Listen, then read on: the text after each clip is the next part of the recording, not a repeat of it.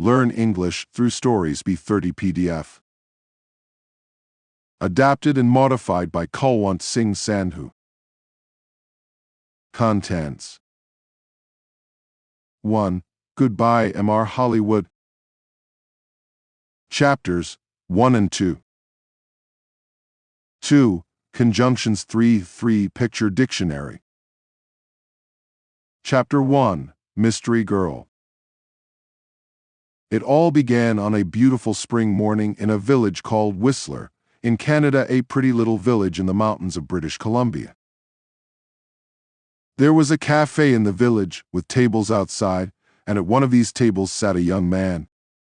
He finished his breakfast, drank his coffee, looked up into the blue sky, and felt the warm sun on his face. Nick Lortz was a happy man. The waiter came up to his table. "More coffee?" he asked. "Yeah." "Great," said Nick. He gave the waiter his coffee cup. The waiter looked at the camera on the table. "On vacation," he said. "Where are you from?" "San Francisco," Nick said. He laughed. "But I'm not on vacation, I'm working. I'm a travel writer, and I'm doing a book on mountains in North America. I've got some great pictures of your mountain." The two men looked up at Whistler Mountain behind the village. It looked very beautiful in the morning sun. "Do you travel a lot then?" asked the waiter. "All the time," Nick said. "I write books and I write for travel magazines. I write about everything. Different countries, towns, villages, rivers, mountains, people." The waiter looked over Nick's head. "There's a girl across the street," he said. "Do you know her?" Nick turned his head and looked. "No, I don't." "Well, she knows you, I think," the waiter said. "She's watching you very carefully." He gave Nick a smile.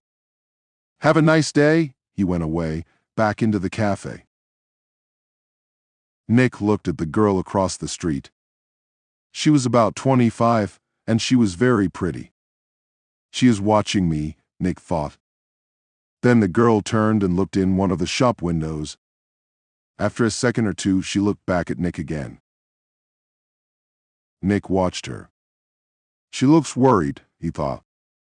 "What's she doing? Is she waiting for somebody?"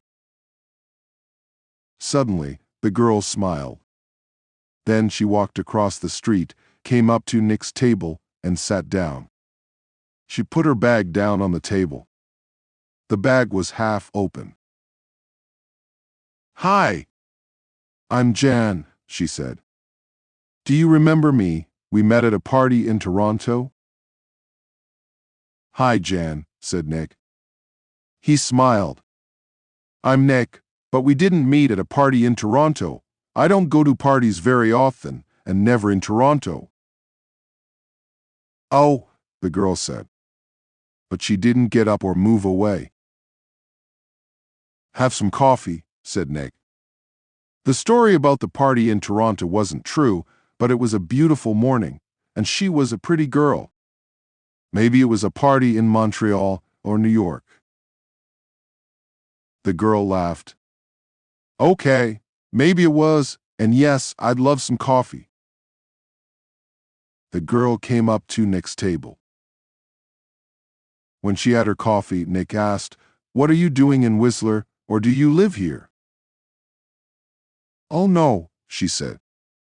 I'm just traveling through, and what are you doing here?"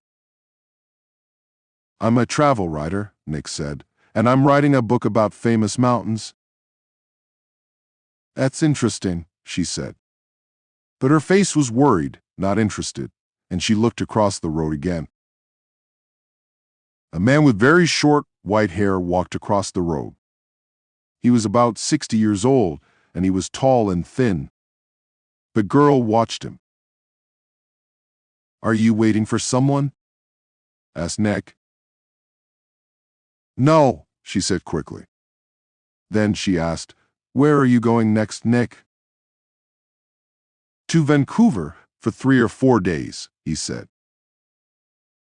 When are you going? She asked. Later this morning, he said.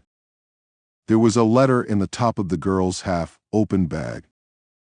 Nick could see some of the writing, and he read it because he saw the word Vancouver, and we can meet at the Empress Hotel, Victoria, Vancouver Island, on Friday afternoon. So she's going to Vancouver too, he thought. Suddenly the girl said, Do you like movies? Movies? Yes, I love movies, he said. Why? I know a man, and he loves movies and going to the cinema, she said slowly. People call him Mar Hollywood, she smiled at Nick. Can I call you Mar Hollywood too? Nick laughed. Okay, he said. And what can I call you? She smiled again. Call me Mystery Girl, she said. That's a good name for you, said Nick. Just then, the man with white hair came into the cafe. He did not look at Nick or the girl, but he sat at a table near them. He asked the waiter for some breakfast, then he began to read a magazine. The girl looked at the man, then quickly looked away again. Do you know him? Nick asked her. No, she said. She finished her coffee quickly and got up. I must go now, she said. Nick stood up too. Nice too, he began. But the girl suddenly took his face between her hands and kissed him on the mouth. Drive carefully, and Mar Hollywood goodbye, she said, with a big, beautiful smile. Then she turned and walked quickly away. Are you waiting for someone? Asked Nick. Nick sat down again and watched her.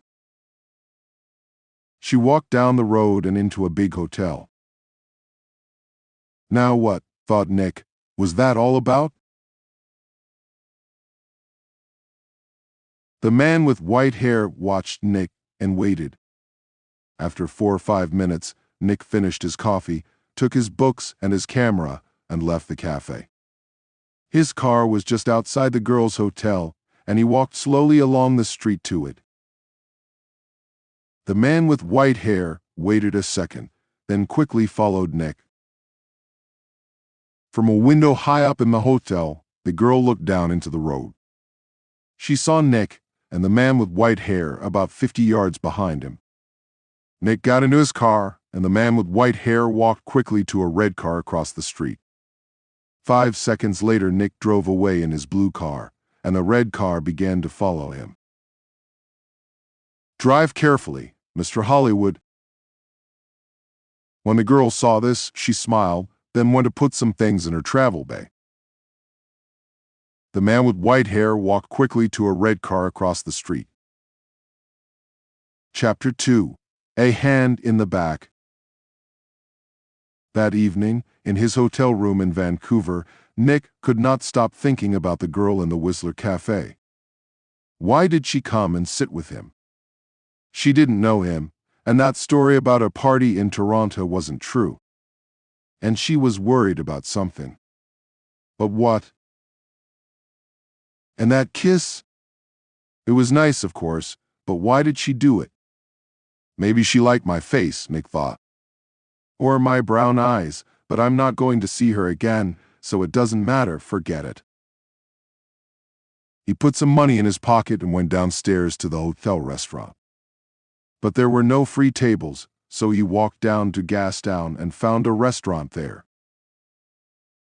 After dinner, he went for a walk. Vancouver was a friendly city, and Nick liked walking through Gastown and Chinatown, looking in the shops and watching the people. It was nearly dark now, and it was a busy time of the evening. There were a lot of cars and a lot of people. After a time, Nick began to walk back to his hotel. He came to a busy street and waited with a small crowd of people to go across. A tall woman in a blue dress stood next to him. She turned and smiled at him. It's the first warm evening of spring, she said. It's nice to be out, after the long, cold winter. Yeah, said Nick. It's great, it's. Suddenly, there was a hand in his back, and the hand pushed Nick into the road. Nick fell on his face in front of a big green car. People screamed, but the green car stopped, only inches from Nick's head. The woman in the blue dress ran into the road and pulled Nick to his feet. Are you okay? What happened? She said. The driver of the green car shouted angrily at Nick, but Nick did not hear him. Somebody pushed me, he said to the woman. I didn't fall. Somebody pushed me. Pushed you? Said the woman. Who? I didn't see anybody. Nick looked at the faces of the people near him, but he didn't know them. Then he saw a man's back. The man was tall and thin and had very short white hair. He walked quickly away down the street and did not look back. Hey, you! Nick shouted. Wait! But the man did not stop, and he was soon lost in the crowds. Did he push you? Asked the woman in the blue dress. I don't know, Nick said. Do you know him? She asked.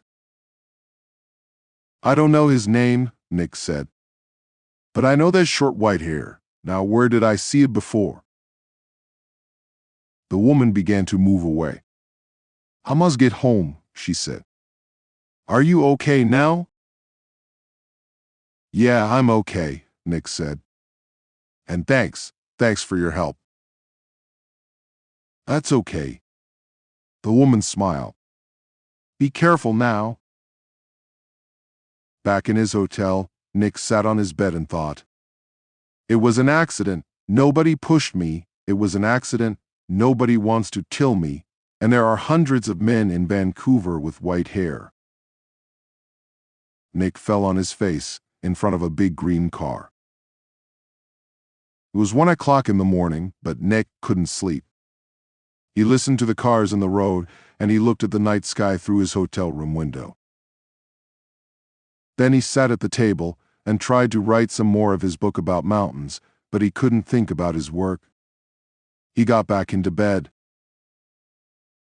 There were 4 or 5 magazines in the hotel room. They were not very interesting, but Nick sat in bed and opened one and saw a photo of Mystery Girl. He looked at the picture very carefully. But yes, it was her. Jan, the girl from the Whistler Cafe. She was next to a man of about 50 or 55, and they were in the garden of a big, expensive house. They smiled at the camera, and they looked very happy. Canadian millionaire Howard Hudson and his daughter, Meg, it said under the picture, at their home in Toronto. Meg Hudson. Not January. Not Mystery Girl. Meg Hudson, the daughter of a millionaire. Nick read it again. Nick sat in bed and opened one and saw a photo of Mystery Girl. Why did she come and sit with me in the cafe at Whistler? He thought. Millionaires' daughters don't sit with strangers in cafes and then give them a big kiss when they leave. Why did she do it? What did she want? He thought back to the cafe in Whistler and the girl next to him at the table. Then he remembered something. He remembered a man at a table near them in the cafe. A tall, thin man, about 60 years old. A man with very short white hair. Nick didn't sleep much that night. 2. Conjunctions 3. Other words for but. There are other words for, but that also join 2 sentences. 1. Grandpa is old but very fit. Although Grandpa is old, he's very fit. Grandpa is very fit despite his old age. 2. The weather was sunny but cold. Even though the weather was sunny, it was cold. It was cold despite the sunny weather. 3. The bus is slower than the train, but it's cheaper. While the bus is slower than the train, it's cheaper. The bus is slower than the train, it's cheaper though. 4. This computer is very old but reliable. Though this computer is very old, it is very reliable. This computer is very reliable despite being very old. 3. Picture dictionary page. Jobs.